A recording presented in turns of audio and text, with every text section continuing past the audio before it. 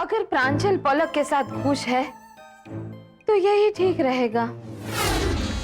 हाँ ये ठीक है, पलक और प्रांजल की शादी होनी चाहिए। राइट। पलक और प्रांजल की जोड़ी दक्ष और पलक की जोड़ी से बहुत अच्छी है। देखिए, हमें ये रिश्ता मंजूर नहीं है।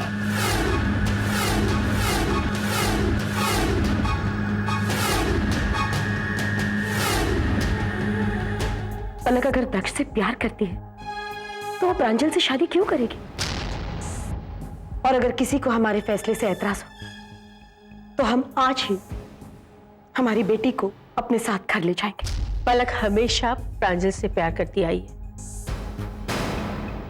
मैं तो चाहती हूँ कि एक बार पलक और प्रांजल की शादी हो जाएगी तो प्रांजल की याददाश्त भी वापस आ जाएगी।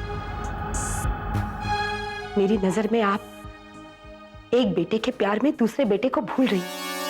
मेरी नजर में दक्ष आज दुनिया की किसी भी औरत के लिए सबसे अच्छा पति साबित हो सकता है। और मुझे इस बात से खुशी है कि वो इस दुनिया में सिर्फ एक लड़की से प्यार करता है जिसका नाम है पलक,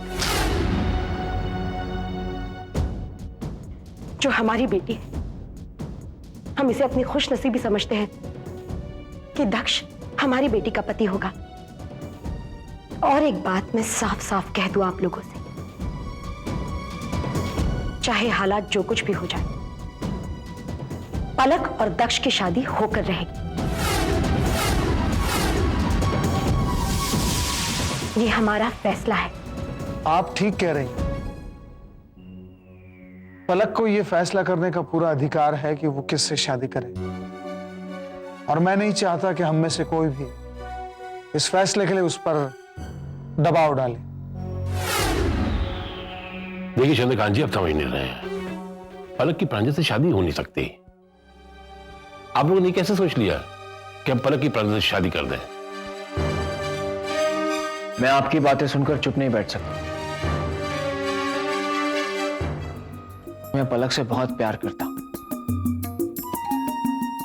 मुझे अपने प्यार पर पूरा विश्वास है, पूरा यकीन है कि अगर मेरे प्यार में ताकत है तो मेरी शादी का जो भी फैसला होगा वो मेरे हक में ही होगा।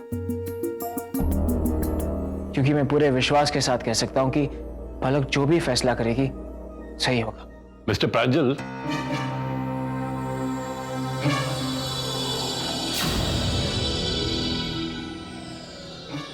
मैं आपसे इस बात की माफी मांगता हूं कि मेरी मां पलक और मेरी शादी करवाना चाहती।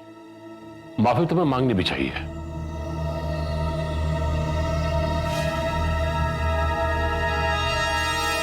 मां, मैं आपसे बहुत प्यार करता हूं।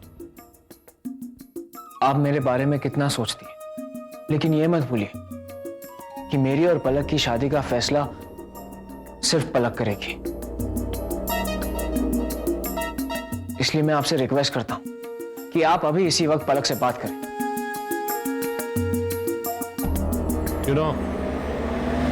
अगर आगे चल के हमें पलक को हमेशा के लिए अपने घर में रखना पड़े ना, तो मैं इसके लिए भी तैयार हूं। मैं उस घर में पलक को प्रांजल के साथ नहीं देख सकता अब। और एक बात कहूं, हमें पलक को कह देना चाहिए। अगर दक्ष और पलक को लगता है ना कि उस घर में उन्हें सपोर्ट नहीं है, वो नाखुश है वहां पर, तो हमारे घर के दरवाजे खुले उनके लिए। ठीक है ना? ठीक कह रहे हैं आप, लेकिन मुझे नहीं लगता ऐसा कुछ होगा या हमें उनसे कुछ कहने की जरूरत भी पड़ेगी। आपने नहीं सुना भाई साहब ने क्या कहा? उन्होंने भी यही कहा ना कि पलक अपनी जिंदगी का फैसला खुद करेगी, उसके लिए कोई और नहीं तय करेगा कि उसे क्या करना है। उसे थोड़ा वक्त देना चाहिए हमें। मुझे पूरा विश्वास है कि वो सही फैसला करेगी। वो लड़ेगी, जीतेगी और अपने प्यार को हासिल करके रहेगी। देख लीजिएगा आप। अपरा, मैं भी तुम्हें जानता हूं, अच्छी तरह जानता हूं। तुम सिर्फ खुद को दिलासा दे रही हो। तुम्हें खुद अपनी बातों पे यकीन नहीं है पूरा। Okay okay, drop it. मुझे ऐसी बातें नहीं करनी चाहिए। ऑलराइट, जब वक्त आगे तब देखा जाएगा। Okay, let's hope for the best. I was just जब बाय देयर बिहेवियर, और कुछ नहीं। शांत हो जाइए बस। सुषमा, आज से पहले भी मैं तुमसे ये बात कह चुका हूं और आज ये बात मैं दोहरा रहा हूं, और आज तो मैं ये वादा भी करता हूं कि पलक की शादी का फैसला सिर्फ पलक करेगी, सिर्फ पलक। वो चाहे फिर प्रांजल के साथ शादी करे या दक्ष के साथ। अगर वो प्रांजल के साथ शादी करती है तो हम उसकी मदद करेंगे, और अगर वो दक्ष के साथ शादी करती है तो हम में से कोई उसे रोकेगा नहीं। सुषमा, ये उसकी जिंदगी है, उसे फैसला करने दो। हम होते कौन है उसका फैसला करने वाले? तुम उसकी किस्मत लिखने की कोशिश मत करो। मैं बरसों से देखते आया हूं, तुम प्रांजल और दक्ष में हमेशा से फर्क करती आई। आज तक मैंने तुमसे कभी कहा नहीं, पर आज कह रहा हूं। एक बात याद रखना सुषमा, मां बाप की नजरों में औलाद में फर्क नहीं होना चाहिए। उस वक्त भी मैं तुम्हारे दर्द को समझ पाया था जब बचपन में दक्ष की एक छोटी सी गलती की वजह से, एक जरा सी लापरवाही की वजह से प्रांजल अस्पताल में मौत के साथ लड़ रहा था। क्या तुम्हें ऐसा नहीं लगता सुषमा, एक छोटी सी गलती की बहुत बड़ी कीमत चुका रहा है दक्ष?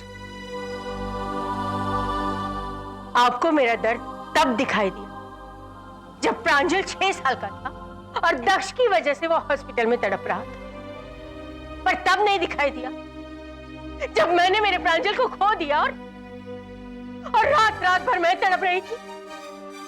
आपने सही कहा कि मैं चाहती थी कि दक्ष की साथी पलक से हो, इसलिए क्योंकि मैंने वादा किया था प्रांजल से कि पलक इस घर की बहू बनेगी, और इसीलिए चाहती थी कि पलक इस घर में आए, उसे वो जगह मिले। और अब भी मैं चाहती हूं कि पलक इस घर में आए प्रांजल के लिए, उसे वही जगह मिले, क्योंकि वो दोनों एक दूसरे के लिए बने हैं। सुषमा,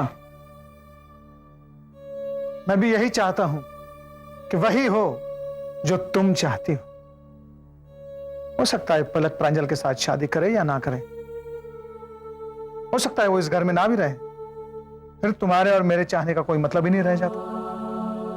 और एक बात है, पलक जो भी निर्णय लेगी, जो भी फैसला करेगी, मैं पलक के फैसले को नजरअंदाज नहीं करूंगा और ना ही किसी को करने दूंगा। फिर चाहे आप अपने बेटे को नजरअंदाज करें, पर मैं मेरे बेटे को नजरअंदाज नहीं होने दूंगी और ना ही किसी को करने दूंगी।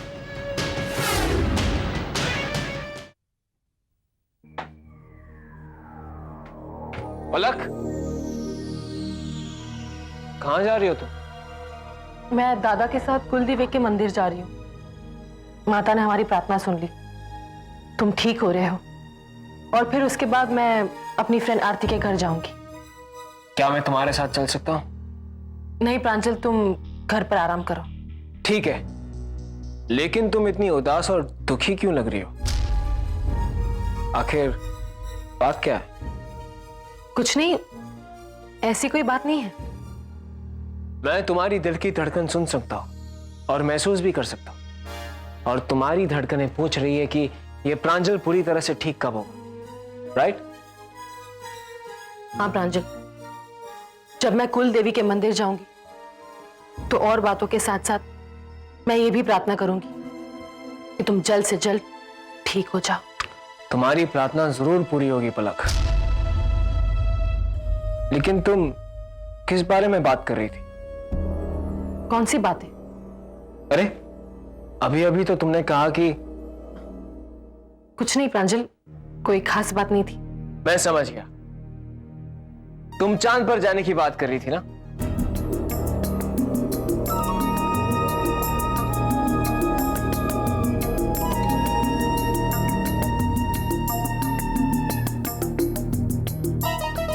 वास्तव में अच्छी लगती है पलक।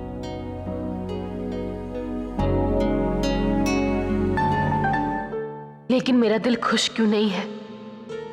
ये हंसी मेरे दिल को खुशी क्यों नहीं दे पा रही?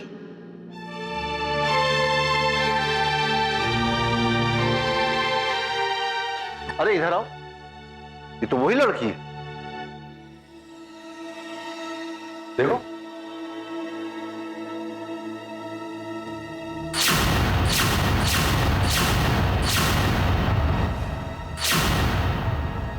ये लड़की तो वही है जिसने दक्ष पे इल्जाम लगाया था। हैरानी की बात है, ये तो एक्ट्रेस है।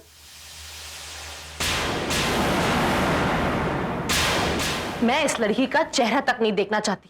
तुम ना ही देखो तो अच्छा है पलक, क्योंकि जिस दिन तुम दोबारा इसका चेहरा देखोगी मेरा खेल खत्म हो जाएगा। दादाजी, हम मंदिर चले? हाँ चलो। प्रांजल तुम चल रहे हो हमारे साथ? नहीं, अभी मैं ठीक हो रहा हूं और पलक ने मुझे ऑर्डर दिया है कि मुझे आराम करना चाहिए। हाँ हाँ हाँ, तुम्हारे लिए ये ठीक है कि तुम पलक का ऑर्डर मानो, क्योंकि यही तुम्हारी यहां डॉक्टर है। चलो।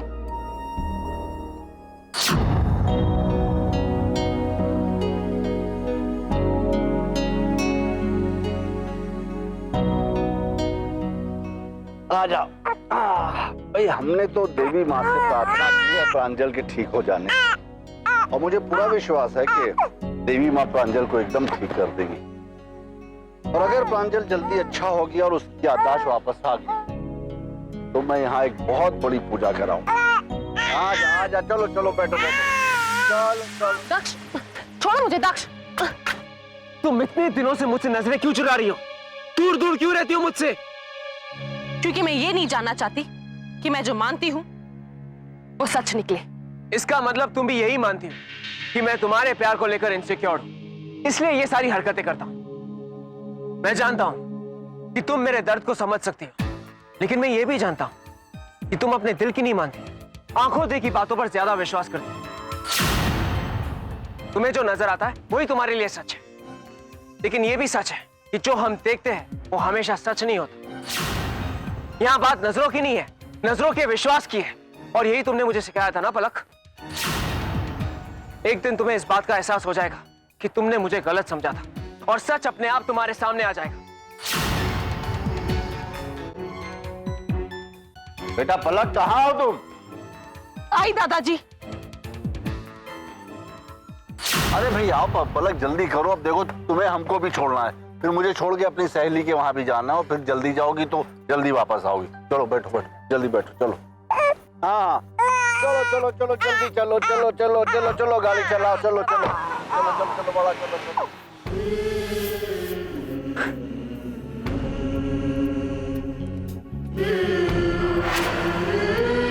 दक्ष, दक्ष कहाँ जा रहे हो? मुझे अकेला छोड़ दो केशवी। दक्ष, किस बात पर इतना उदास हो? तुमने अपना चेहरा देखा है? क्या हालत बना रखी।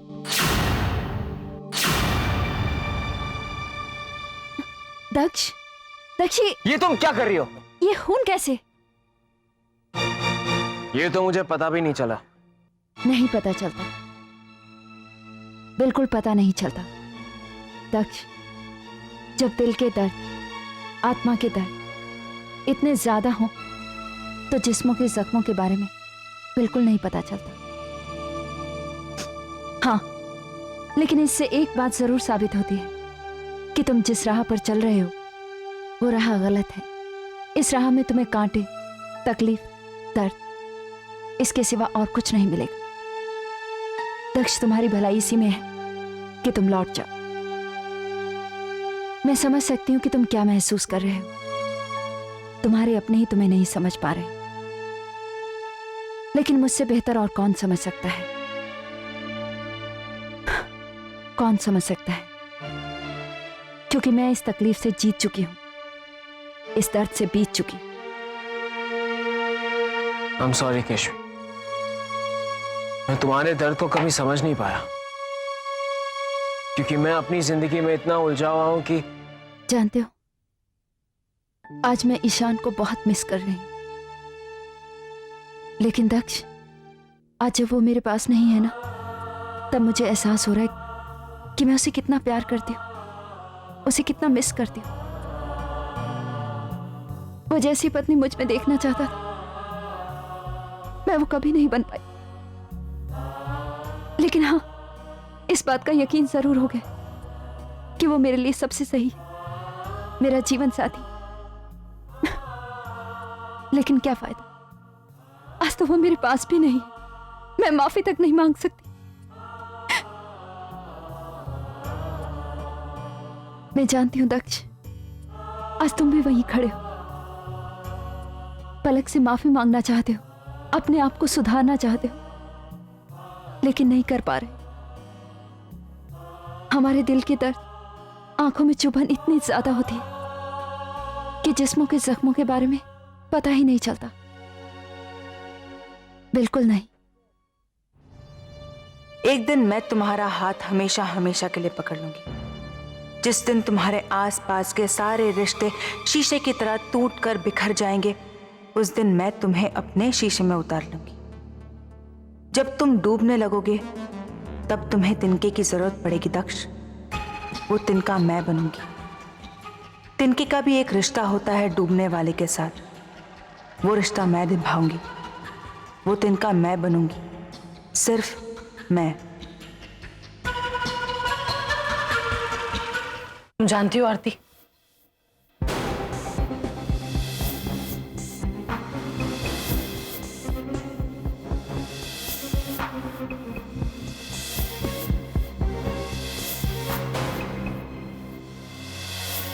मैं कभी सोच भी नहीं सकती थी कि दक्ष इतना बदल जाएगा। नहीं पलक, दक्ष नहीं बदला है, तुम्हारी नजरें बदल गई। दक्ष पर तो मुझे पूरा यकीन है, ये जो कुछ भी हो रहा है ना, ये सिर्फ हालात के चलते हो रहा है। या फिर एक और बात हो सकती है, कोई ऐसा इंसान हो सकता है जो ये सब हालात पैदा करवा रहा है। पता नहीं पलक, मैं तुमसे सिर्फ एक बात कहूंगी कि दक्ष पर तुम विश्वास रखो, उसे टूटने मत। वो तुम्हारा प्यार है पलक, जिसने दक्ष को एक अच्छा इंसान बनाया। आज उससे ये प्यार छीनकर उसकी इंसानियत मत छीनो तुम। वैसे भी दुनिया में दो ही तो ऐसी चीजें जिन्हें देकर वापस नहीं ले सकते, प्यार और दुआएं। ये दोनों अगर वापस लौट के भी आती है ना, तो नफरत और बद्दुआएं बनकर।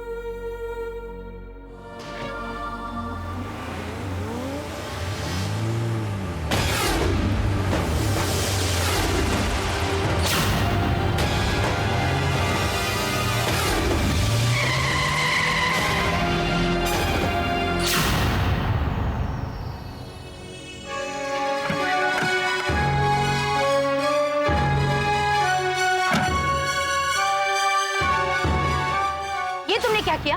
कार देखकर नहीं चला सकती तुम? मेरी कार ठोक दी तुमने, डैमेज कर दिया ना। I'm sorry।